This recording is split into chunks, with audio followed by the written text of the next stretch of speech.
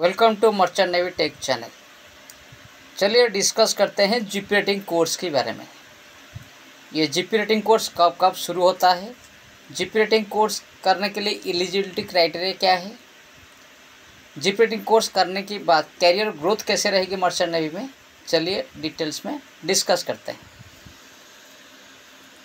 ये GP rating course both boys and girls कर सकते हैं, मतलब लड़का और लड़की कर सकते हैं। ये कोर्स स्पॉन्सरशिप और नॉन स्पॉन्सरशिप दोनों मोड में अवेलेबल होता है।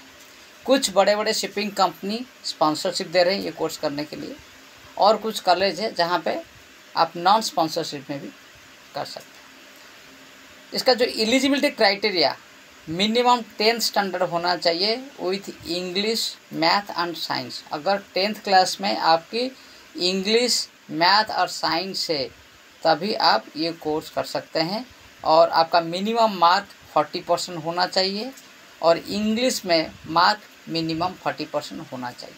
तो इंग्लिश की मार्क 10th या 12th में कोई भी एक क्लास में मिनिमम 40% होना चाहिए।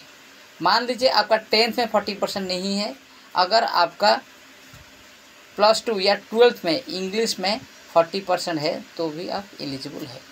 तो इंग्लिश के जो मार्क है मिनिमम 40% और 10th क्लास या 12th क्लास या डिग्री में होने से भी चलेगी। अगर आपका 10th में मिनिमम 40% है तभी आप एलिजिबल है, या अगर आप 12th या +2 any stream like arts, science, commerce कोई भी स्ट्रीम में अगर आपका फाइनल ईयर मार्क 40% मिनिमम है तो भी आप एलिजिबल है। अगर किसी का 10th में 40% मार्क नहीं है लेकिन 12th या +2 में 40% मार्क है तो वो एलिजिबल है। और आपके पास ITI है, जो लोग ITI किए हैं उनका अगर फाइनल ईयर की मार्क 40% है वो लोग भी एलिजिबल है। सो ये था जीपी रेटिंग कोर्स के लिए एलिजिबिलिटी क्राइटेरिया। अभी डिस्कस करते हैं एज लिमिट। ये जीपी रेटिंग कोर्स करने के लिए एज मिनिमम 17.5 ईयर्स, मतलब 17 ईयर्स 6 मंथ्स होना चाहिए, और मैक्सिमम एज 25 ईयर्स होना चाहिए। अगर आपका पास डिप्लोमा या डिग्री है तो आपको 2 साल की रिलैक्सेशन मिलेगी, मतलब 27 ईयर्स तक आप जीपी रेटिंग कोर्स कर सकते हैं। अगर आप फीमेल कैंडिडेट है तो भी आपको 2 साल की रिलैक्सेशन मिलेगी, मतलब अगर लड़की है या कोई गर्ल्स है तो वो मैक्सिमम एज 27 तक कर सकते हैं। ये जो क्राइटेरिया था ये जनरल कैटेगरी लोगों के लिए क्राइटेरिया था। अगर आप SC ST में बिलोंग करते हैं तो फिर ये आपको 5 ईयर्स की एज रिलैक्सेशन मिलेगी, मतलब आप 30 ईयर्स तक आप कर सकते हैं। अगर आप लेडीज़ है तो फिर 32 ईयर्स तक कर सकते हैं। अगर आपके पास डिप्लोमा और डिग्री है और आप SC ST है तो भी आप 32 ईयर्स तक कर सकते हैं।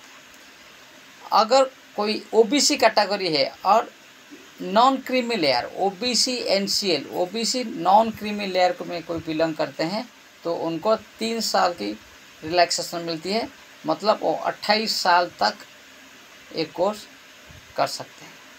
ये जो एज लिमिट है ये आज on the date of commencement of course, मतलब जिस डेट में कोर्स शुरू होता है वही डेट को आपको बेस्ट डेट पकड़ करके एज लिमिट कंसीडर करना पड़ेगा।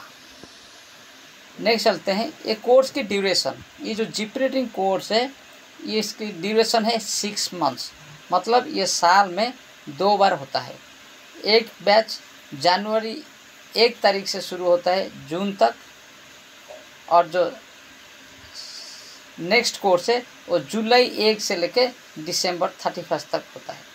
तो ये जो कोर्स 6 मंथ्स की होती है ये साल में 2 बार कंडक्ट किया जाता है, जनवरी से जून और जुलाई से दिसंबर। ये कोर्स करने के लिए कोर्स की जो एप्लीकेशन है वो जनवरी बैच के लिए अगस्त सितंबर से शुरू हो जाता है, और जुलाई बैच के लिए फरवरी मार्च से शुरू हो जाता है। तो आपको ये डेट में एप्लीकेशन डालना पड़ेगा। उसके बाद में उसकी रिटन टेस्ट एंट्रेंस रहेगी, कॉलेज की एंट्रेंस टेस्ट अपेयर करना पड़ेगा। रिटन क्लियर होने के बाद में साइकोमेट्रिक, देन आपकी इंटरव्यू, और इंटरव्यू आप क्लियर कर लेते हैं तो लास्ट में आपकी मेडिकल टेस्ट होगी। अगर मेडिकल टेस्ट में आप सक्सेस हो जाते हैं तो आप ये कोर्स एडमिशन कर सकते हैं। ये जीपी रेटिंग अगर कोई करता है तो उसका जो हाईएस्ट रैंक वो बोसन तक जाता है। मतलब जैसे जैसे आपकी एक्सपीरियंस बढ़ेगी आपको प्रमोशन मिलेगी और आप हाईएस्ट रैंक बोसन तक जा सकते हैं। और एट प्रेजेंट जो मैक्सिमम सैलरी है ये 1.5 लाख से लेकर 2.5 लाख पर मंथ होता है। और ये जो सैलरी ये डिपेंड्स, ये कंपनी टू कंपनी वेरी करता है, ये ज़्यादा हो सकता है, कम भी हो सकता है। ये depend on the type of shifts and the company. अभी डिस्कस करते हैं कैरियर ग्रोथ। अगर कोई ये जीपी रेटिंग की कोर्स कर लेते हैं तो उनका कैरियर कैसे रहेगी। जैसे आप जीपी रेटिंग की कोर्स कर लेते हैं, पहला आपको जो जहाज़ में ज्वाइनिंग मिलेगी वो रहेगी ट्रेनिंग सीमैन की।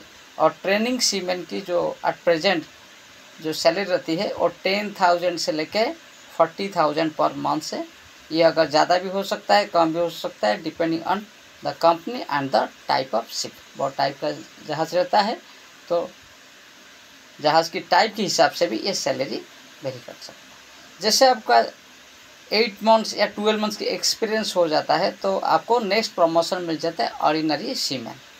एक ऑर्डिनरी सीमैन की मंथली सैलरी रहती है 30,000 रुपीज़ से लेकर 50,000 रुपीज़ तक। ये भी ज़्यादा कम हो सकता है depending on the company and the type of ship. Next promotion आपको मिलता है एबल बॉडीड सीमैन और एबी जिसको बोलते हैं। और उसकी जो एट प्रेजेंट सैलरी रहती है वो 80,000 से लेकर 1.5 लाख पर मंथ रहती है। इट ऑल्सो कैन इंक्रीज और decrease depending on the company and the type of ships. Next जो प्रमोशन आती है बोसन। बोसन की जो सैलरी रहती है एट प्रेजेंट 1.5 लाख से लेकर 2.5 लाख तक। अगेन इट कैन डिक्रीज और it can increase depending on the company and type of ships. Next things, अगर कोई चाहता है कि जीपी रेटिंग कोर्स करने के बाद में उसको ऑफिसर बनना है, सो 36 मंथ्स की एक्सपीरियंस होने के बाद आप सेकेंड मेट के लिए एग्ज़ाम दे के ऑफिसर बन सकते हैं। तो जैसे आपका सेकेंड मेट एग्ज़ाम क्लियर कर लेते हैं आपको first promotion 3rd officer, then second officer, then chief officer and then final up to captain आप बन सकते हैं। सो ये था details informations about GP rating. अभी बहुत सारे शिपिंग कंपनी या मेरीन कॉलेज में जीपी रेटिंग के लिए एप्लीकेशन इन प्रोग्रेस है। अगर आप चाहते हैं जीपी रेटिंग कोर्स करने के लिए तो आप अप्लाई कर सकते हैं। Thank you so much.